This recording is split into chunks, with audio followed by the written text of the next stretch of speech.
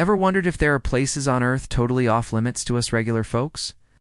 I'm not talking about a private club or a top-secret military base, but places so exclusive, so dangerous, or so sacred that almost no one is allowed to enter.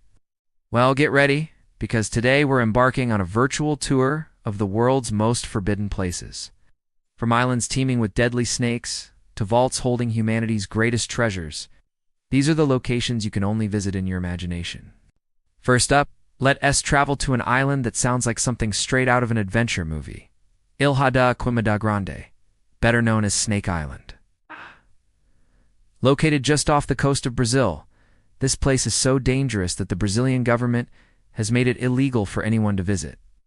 Why? Because it's home to one of the deadliest snakes in the world, the golden lancehead viper. Scientists estimate there's at least one snake for every square meter of the island. The venom of these vipers is so potent it can melt human flesh. The only people ever allowed to set foot here are a handful of brave researchers who have to get special permission. They go to study the snakes, but even they have to be accompanied by a doctor. Can you imagine? A place so swarming with venomous snakes that you literally cuh and take a step without risking your life? No thanks. I'll stick to watching it on a documentary. Next, we are heading from a natural danger zone to a man-made mystery, Area 51. UVA all heard of it? This United States Air Force facility in the Nevada desert has been the subject of countless conspiracy theories for decades, mostly involving aliens and UFOs. The official line is that it's a highly classified test and training range. What exactly are they testing? Nobody really knows. Entire areas guarded by motion sensors, armed patrols, and the threat of deadly force. The airspace above it is a no-fly zone for commercial aircraft. The secrecy surrounding Area 51 is what makes it so fascinating. Is it really housing crashed alien spacecraft? Or is it just where they develop next-generation spy planes? The government only officially acknowledged its existence in 2013, which just added more fuel to the fire. Whatever secrets are hidden behind its gates, they are some of the most heavily guarded in the world, and we, the public, are definitely not on the guest list. Now let's journey north, way north, to the Svalbard Global Seed Vault in Norway. This isn't a place of danger or alien conspiracies, but one of immense importance for the future of humanity. Buried deep inside a mountain on a remote Arctic island, this vault is like a final backup for all the world's crops. It holds duplicates of seed samples from gene banks all over the globe, talking about millions of seeds, representing nearly every variety of food crop on the planet. The idea is that if some global catastrophe like a massive natural disaster, war, or disease wipes out certain crops, we can go back to this vault to restart agriculture. It's built to withstand earthquakes, nuclear war, and the test of time. Access is extremely restricted. Only a few people are allowed inside, and only on specific seed deposit days. It's humanity's ultimate insurance policy, a Noah's Ark for plants tucked away in the frozen Arctic, safe and sound. From the frozen north, we travel to the heart of Rome, to a place within a place, the Vatican's secret archives. The name itself sounds mysterious, right?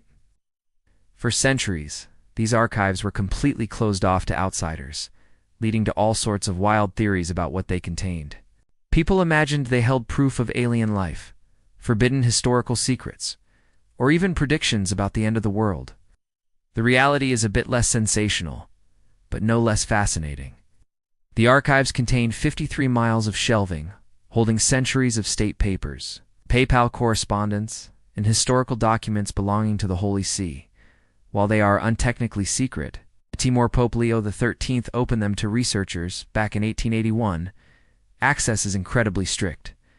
Only highly qualified scholars can apply for an entry card, and even then, they can only request a few documents at a time. You can't just browse the shelves. It's a treasure trove of history, but one that guards its contents very carefully. Let's head back to nature for our next spot, but this time, it's a place forbidden for its own protection. I'm talking about the Lascaux Caves in southwestern France. These caves are home to some of the most famous and spectacular examples of prehistoric art in the world. The walls are covered in over 600 paintings of animals, human figures, and abstract signs, all dating back around 17,000 years. For a while, the public could actually visit and see these incredible works of art. But there was a problem. Carbon dioxide from thousands of visitors' breath plus the artificial lighting started to damage the ancient paintings. Fungi and lichen began to grow on the walls, threatening to destroy them forever. So, in 1963, the caves were permanently closed to the public to preserve this priceless heritage. Now, a security guard watches over them 24/7. While we can't go inside the real caves anymore, the good news is that they've built an exact replica nearby, called Lascaux 4. So we can still experience the magic without harming the original. Our next destination is in Asia, at a place of immense spiritual significance, the Ai's Grand Shrine in Japan. This is one of the most sacred sites in the Shinto religion. It's dedicated to the sun goddess Amaterasu, and it's said to house one of Japan's 3 sacred treasures, the imperial regalia. The shrine itself is a beautiful example of ancient Japanese architecture, with a simple, minimalist design. Here's the unique part. The main shrine buildings are completely rebuilt every 20 years, a tradition that has been going on for over 1,000 years. This ritual symbolizes the Shinto belief in death and rebirth, and the impermanence of all things. But here's the catch for visitors. While you can walk around the serene forest grounds, the central shrines are hidden behind tall wooden fences.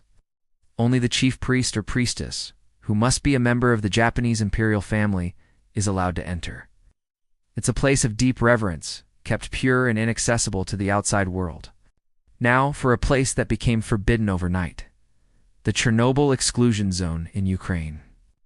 On April 26, 1986, the world witnessed the worst nuclear disaster in history at the Chernobyl nuclear power plant. A catastrophic meltdown released massive amounts of radioactive material into the atmosphere, contaminating a huge area.